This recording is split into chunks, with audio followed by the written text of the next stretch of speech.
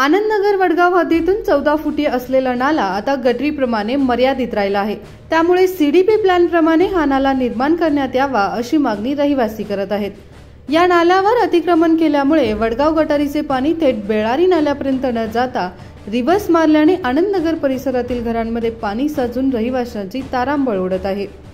CDP plan प्रमाणे हा नाला निर्माण करावा अशी मागणी या भागातील रहिवासी सुभाष पाटील यांनी केली आहे। बघितलं तर 14 फुटाचा नाला आहे। कित्येक वर्षापासून हा अनगोळ आणि वडगाव जे हद आहे त्या आधीपासून जो रस्ता 14 फुटाचा आहे हे नाल्याचं स्वरूप गटरेमध्ये गेलेलं आहे। पावसाळ्यामध्ये दरवर्षी पाऊस पडतो जोरात, त्यावेळेला जो बेळारीला हा इथून पाणी जात आहे ते पुढे बेळारीचं पाणी जात नाही, ते रिव्हर्स परत इकडे येत आहे। ती रिव्हर्स आल्यामुळे लोकांच्या घरातनं पाणी घुसतं आहे। त्याच्यामुळे आम्ही काय म्हणतोय, जो आहे 14 फुटचा नाला त्या ज्या पहिलेपासून जो मॅपमध्ये आहे त्या मॅपप्रमाणे करावं। काही जणांनी याच्यावरती नाल्याच्या जागेवरती अतिक्रमण केलेलं आहे, त्या अतिक्रमण हटवून तो नाला जो आहे पहिलेपासून त्याप्रमाणे नाला करावा अशी आमची मागणी आहे।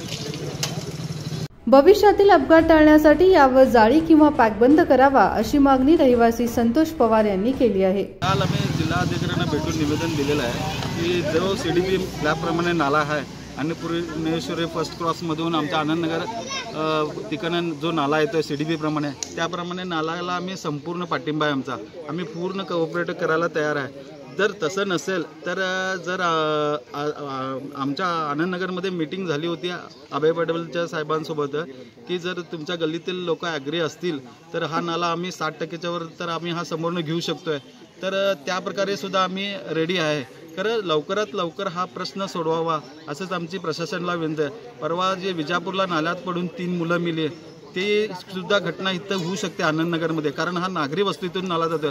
त्यासाठी आमची जिल्हाधिकाऱ्यांना ही सुद्धा मागणी आहे की हा नाला पॅकबंद किंवा त्याच्यावर जाळी बांधून पॅकबंद करावा आणि लवकरात लवकर हा पाण्याचा प्रश्न सोडवावा अशीच आमची मागणी आहे। निरीक्षणासाठी आलेल्या AEE अधिकारी मुत्तेनावर यांना रस्ता खुदाईमुळे अपघाताला सामोरे जावे लागल्याचे एका लहान बालकाने स्पष्ट केले। आता इथे पडले त्यांनी लागले बघा पापाला आणि जर रोड क्लीन करायला पाहिजे ते, आणि मिनिस्टर येऊन सांगते आम्ही हे करतो हे करायला येईना मिनिस्टरला, आणि काय करणार ते रोड व्यवस्थित करायला पाहिजे। तेच खड्डे मारून ठेवलेत काय रोडवरती?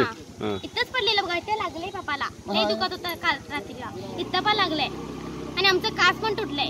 1500 होतं ते पण आणि लॉस झालंय।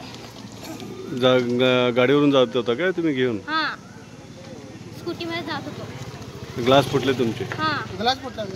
ते ग्लास नाही, आम्ही ते मिरर घरात घेऊन आलो मी। घरच्या मिरर घेऊन आलो ते, बरोबर ते इथे पडलं म्हणलं ते ग्लास फुटला बघा। काही कारणास्तव खड्डा काढला तर या खड्ड्यात पडू नये याची खबरदारी घेणे हे इंजिनियर्सचे काम आहे, पण तसे न झाल्याने अशा अपघाताला सामोरे जावे लागते। Mahadev Pawar, Kannadamma news network, Belagavi.